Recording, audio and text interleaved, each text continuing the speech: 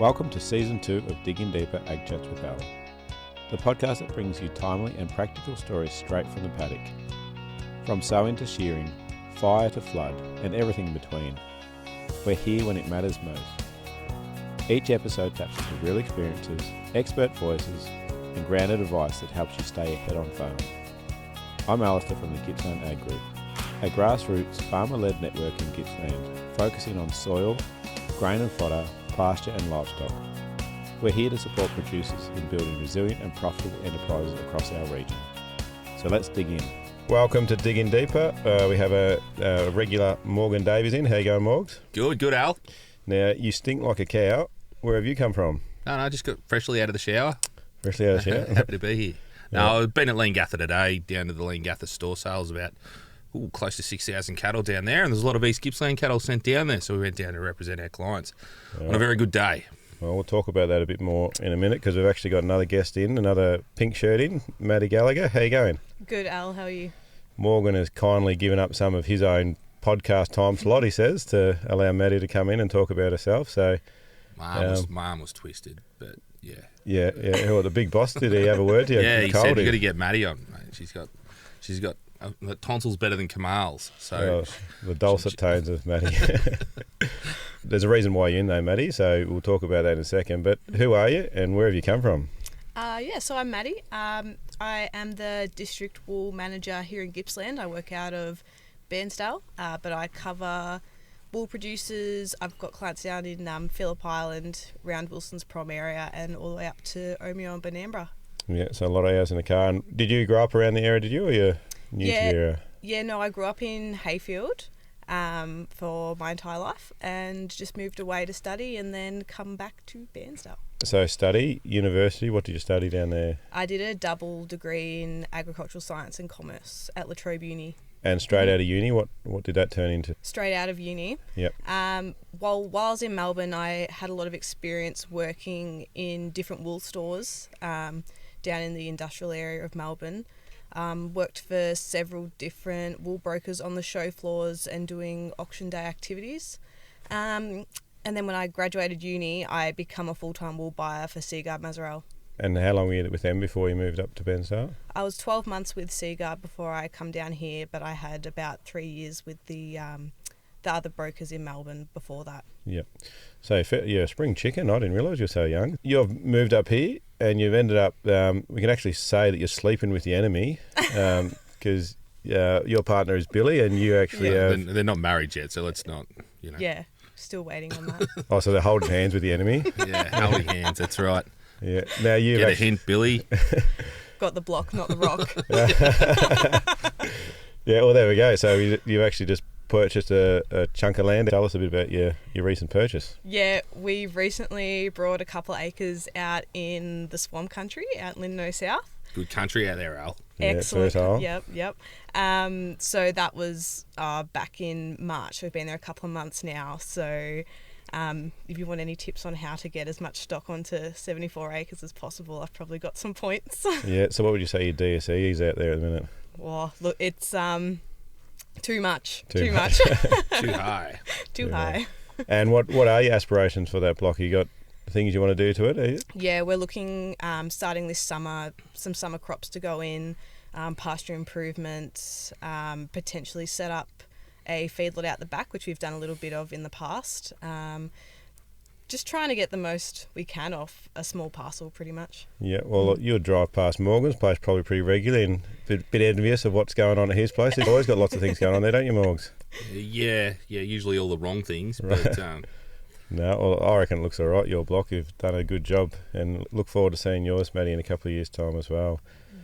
Now let's swing over to the main reason you're in here. Gippsland Breeders Merino sale has just happened. Just this Tuesday it was. This goes out to air on Friday, so very recent. Firstly, how did it go? We had the stud sale on Tuesday. And it's the second year we've had it here at the Gippy Ag Group Centre. And how good a facility is it? It's fantastic what you guys provide for us, and the follow-up service and everything we have from the GAG Group, so we would like to thank them very much. Yeah, definitely. As long as you will keep having us here, we'll keep coming back. The feedback we've had from buyers, the stud, the atmosphere, it just adds a level of professionalism to our sales. So that's been really successful the last 2 years. The sale itself, I believe we had a pretty positive outcome. Obviously, the wool market has been a bit subdued over the last 12 months, and some recent sales in the lead up to our sale sort of had us a bit on edge. But I think we've come away with a really satisfying result. Yeah, with a couple of nervous vendors going into the sale. I know the need for rams are probably a bit lower than usual, just with the seasonal conditions. And you know what they say: no rams, no lambs. Yeah, that's copyrighted, isn't it, from down the road? We can't use it. I don't know, is it? I drop it all the time. Oh, Scratch that. Dump it. Yeah, no, we also. But no, it was good atmosphere on the day, and you've got some numbers there. Tell us some numbers what you've put together. So we had 120 rams, so that's down about 20 rams from previous years, but that was just a decision that the vendors made in response to perhaps some of the demands that were rumoured beforehand. We averaged as a sale overall 1,937. So that's down from last year, but still a really reasonable result, and probably exceeded our expectations, I would say. Yeah, and did you mention the pass-in rate? What was the pass-in rate? Yeah, so we sold 92 of the 120, so that was on par with last year. Yep. Was there any noticeable buyers that weren't present, or just people buying less overall? Yeah, so we have a number of volume buyers that come across from Hamilton, Kyneton, Bendigo, which come over and they put a really good base in our market, particularly in the Pendara clients. So it's really great to have their support, and they drive all the way over here for that sale. So we really appreciate that.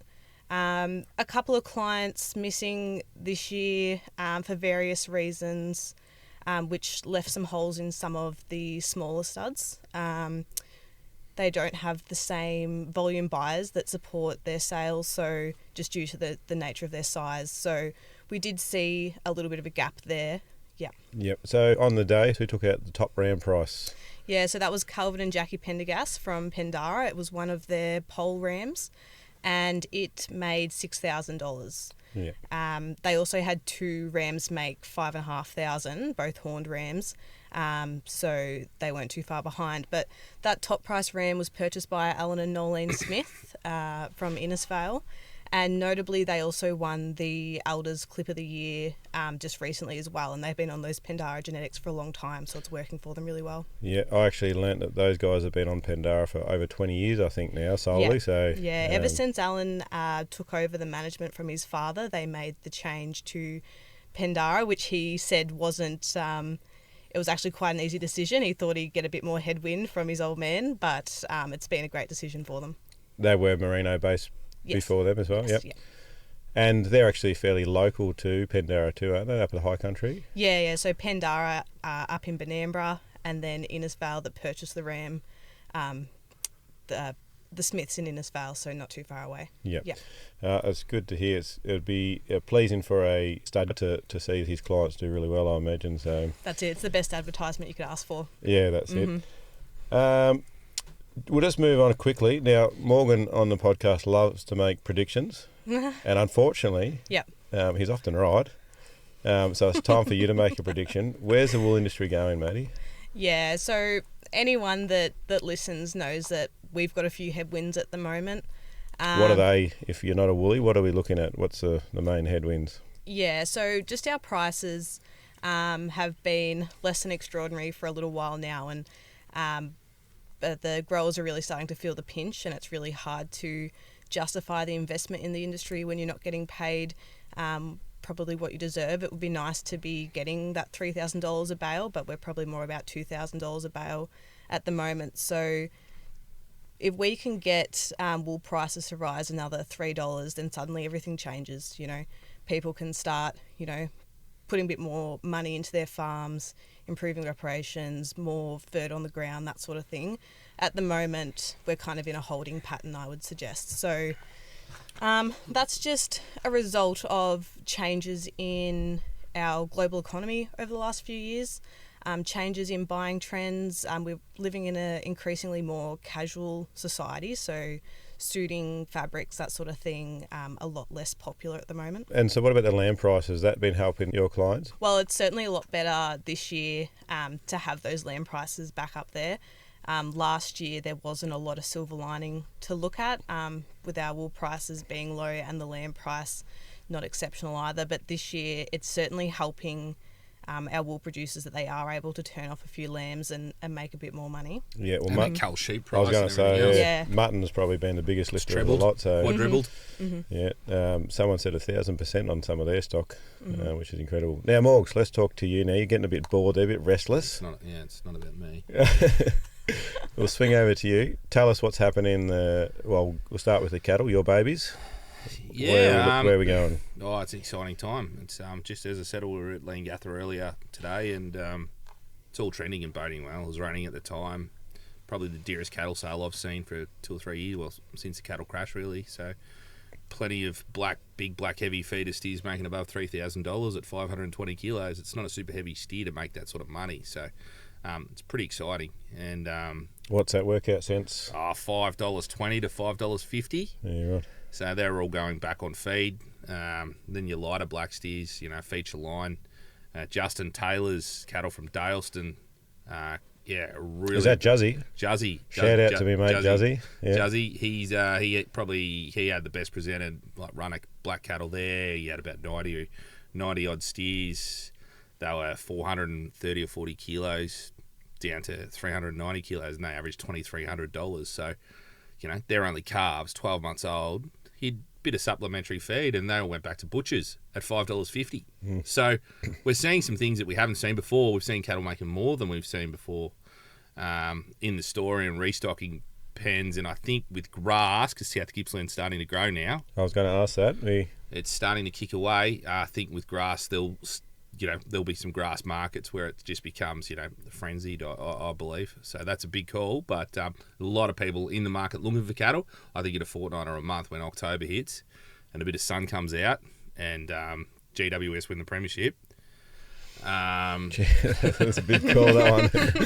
Another prediction. They're a smoky, though. We'll talk about footy later. Yeah, okay. Sorry, you're just asking for predictions. Sorry. I was just sort of just going down the channel, just throwing as many as I could out there. But no, I think that with feed, I think we're going to see some pretty extraordinary results. And for all the people that were fed cattle and went through that dry South Gippsland autumn, which was horrendous up until June, July. Even now, you can drive across the paddocks. Where being a kid coming from there, driving across your paddocks in the middle of August, no chance. Yeah, no chance. And we've been doing that all the way through. So a mild winter's been good. It's the best thing you can have in South Gippsland's a mild winter and a bit of rain now. So it was raining there. Cattle job's good. It's all bouncing in the right direction. Yep. So are they ripe for moisture, or are they still? No, they need more. I think they need some down-filling rain now. Their investment in their water infrastructure probably hasn't been the grandest in the past 20 years. Well, there's been no need, has there? Yeah, well, if it keeps coming from the sky, why worry? But I think they certainly got pretty nervous, and some of those big super dairies and things like that soak up so much water were very nervous. So, yep, they get big rain, and it'll just follow along. Forward pricing is heading into sort of December as dear as we've seen it for the past ever, really. So it's all boding very well, and the requirement for feedlot cattle, 400 to 500 kilos, are really, really good. And then the requirement for your restocker cattle, 250 to 400 kilos, again, very positive. So it's all looking really, really good. Your cull cattle, the cull cows, topped at Bensdale at $4.35 for a 685 kilo of a keen listener of ours, Barry Newcomen. Yep. He had cows make $3,000. And bulls are making close to $4. So they're 900 kilos, 1,000 kilos making $4. It's nearly what you paid for them at the start. So, it's all trending really, really well. But the key to it is, folks, keep weight on your cattle if you can. So invest in a crop, invest in a bit of good veg hay, invest in a bit of feed, and you'll get the results. Your cattle are light and poor, they're going to make less because they weigh less. All right. Now swing over to the sheep. What's happening in the sheep job? Yeah, sucker lambs are coming. They're just starting to filter through. I think we'll see a flush of suckers come, and then it'll stop people shear lambs and try and put weight on their lambs. I think we might have seen the best of it in terms of dollars per kilo pricing. I think we've seen some good sucker lambs making $11 to $12 and things like that. It's only numbers driven, and as soon as numbers increase, because there's going to be a lot of lambs come on, usually as the sun comes out and shines, all the lambs come on at the same time. So I think, at $11 for a good sucker lamb at 23, 24 kilos, it's $250. Take that money all day long. But the thing is, it's those secondary lambs that are making 150 to 190, and they're pretty light. So those lambs are getting shorn and tipped out to be going on grain soon to come in at about Christmas time. So all those little light restocker lambs look very dear to me. Yeah. No, people that are trying to chase a few lambs are getting forced out with prices. Yeah, it's hard. It's hard, and a lot of people invested. And that's the thing about buying store lambs. It's sort of a 2-in-1 anomaly. 1 year you make money out of it, and then 2 you sort of chase your tail trying to get back to what you did do. How do we even it out, Morgs? There's a question for you to mull over till the next month. Yeah, we've got to convince all the Western District blokes and the North East blokes not to buy lambs. We'll buy them up. That's what we do. Yeah. How we do that, I don't know. Yeah, no, too many crops going to ground over there, so they need. Tell them to get into the wool job, maybe. The wool job. Yeah, yeah. Got a few extra rams over here for them. Yeah, that's right. I can't wait for the wool market to go through the roof so I can slam you in a market report one day. Yeah, well, you get to be welcome back. So, invite only. Though. Yeah. But cull sheep again are very, very good, like $7 and whatever for a cull ewe. It's extraordinary money and thoroughly deserved to all the people that stayed in and fed their stock. So bring it on. Very good. Now, anything else from you, Maddie, before we wrap up? So we're beginning to see a lot more shearing in the district starting about now. So we've had some pretty small wool sales over the last couple of weeks, and we've had the 3-week recess. So that's helped us see some better prices both this week and last week. Had a really successful sale yesterday. Some wool from Omeo area making $1,900 a bale, and that was excluding all of their top lines. Excluding, did you say? Yeah, excluding. So we've... what sort of microns are we talking there? Yeah, we're talking 16s and 17s. Yeah. And we'll hold on to those better lines for a little bit longer because I do see some upside in the wool market in the future. The broad merinos going really well, crossbreds travelling really well. We're talking 85 plus on our percentile for those crossbred bulls. So really starting to see people cover their cost of shearing, $500 plus per bale for crossbred clips on that 28 micron, and some 22 micron crossbred hoggets yesterday making above $9 a kilo, which was exceptional. Yeah, I actually sent some bales down recently. Do you remember mine? Oh, I'd have to get them up on my phone. Yeah, it was 2 bales of crossbred wool, and I think it was about $1,800 for the 2 bales. So I was pleased. Yeah. But I'm disappointed you don't remember my figures, man. So. Sorry. Yeah, but I do see there's some upside. The biggest hole in the merino wool market at the moment is the super fine end. We've seen the premiums really fall away. But at the moment we're seeing really steady quote unquote small increases week to week, but that's the kind of sustainable increase which we want to see. If we see a massive spike, we're likely to falls off somewhere to scare off the Chinese market. They're a very nervous buyer, so they don't like to see rapid changes. And also buyers are starting to become increasingly concerned about the lack of wool on the market. We've been rumouring it for a long time, people going out of sheep, and it seems that they've finally started to listen, and the Chinese have started to take that on board as well, and they're taking that a lot more seriously, which hopefully will bode in our favour. Right, so they still want wool. They're not shutting down mills over. Oh, no, it would cost them far too much money to let mills sit idly. Yep. What we've been seeing over the last year, where we have been struggling, is just a lot more hand-to-mouth buying and a lot less stockpiling of wool. They're just buying what they need to keep the machines ticking. Yeah. And then when we see like an upturn in demand from consumers, that's when we'll start to like really ramp up buying and get a bit more wool through the system. All right, explain this to me. Am I right to ask a question? I'll allow it this once. Allow it? Okay, so during the wool boom, when was the wool boom? In the 70s, wasn't it? Or the 80s? 70s? Yeah, Maddie, before my time. Maddie was about -40 at this stage. Yeah. Yeah. So Carry on. who was buying the wool then? Like, I know everyone bangs on about all the wool and how much there was, and Australia was born on on the back of a merino, but where was it sold to? Yeah. So China's still a massive consumer back then, but Europe's really come off the ticker since then. Right. So They supply a lot more. Europeans, it's their fault. Yeah. Right. Okay. Yeah. There you go. Yep. Well, that's you could use that as your interesting thing you've learnt today, if you like. No. No. No. I've No. got to think of that yet. Oh, you got to think of that. All right. Well, anything else on the wool job before we move on? I think that wraps it up for me. Oh, very good. Now, I got bailed up. I actually umpired a game of reserves footy out at Lindenow the other day, Morgs. And after the game, I got bailed up by this nice young fella saying, "Where's me hat?" Somewhat cocky.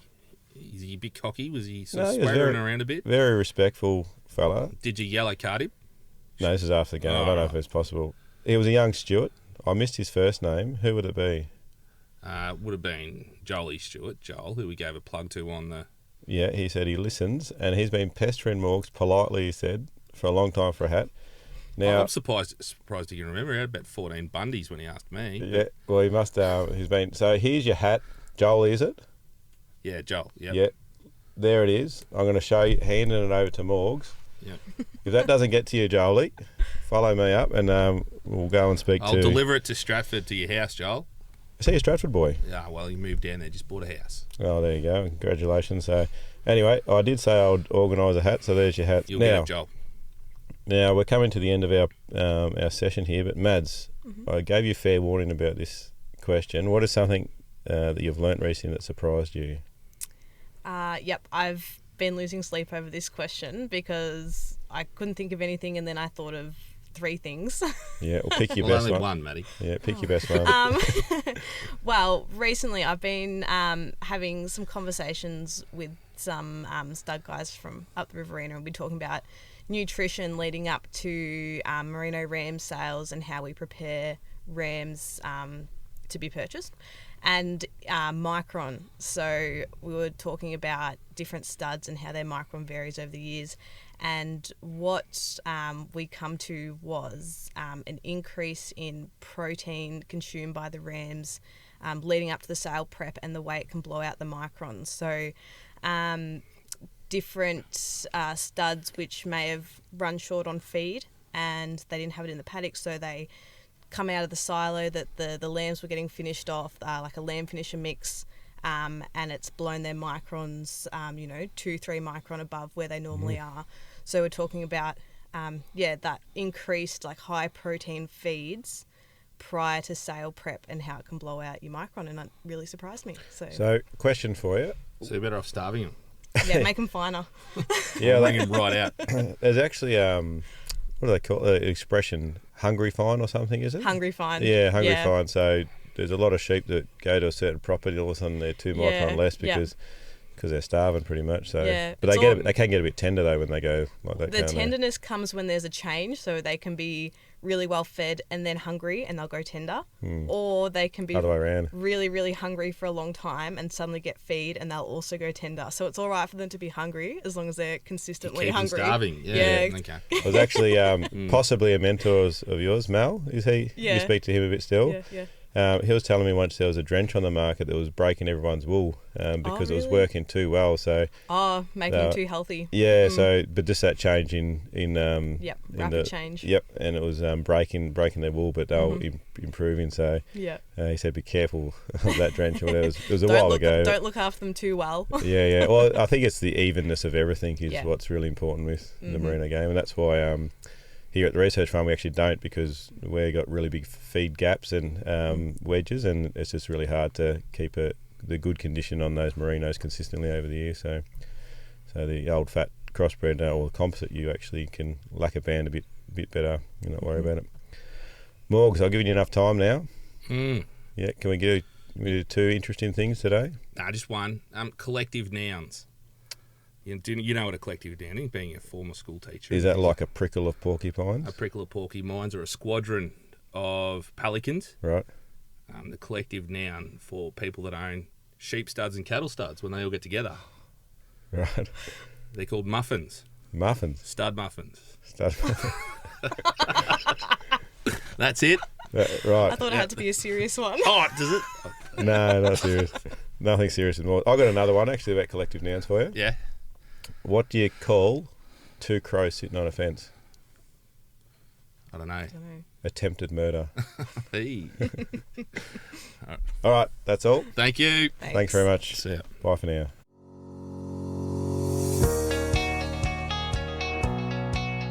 A big thank you for tuning in today. And remember, if you have a question about today's episode or a topic you'd like us to cover, reach out to one of our many platforms and join the conversation.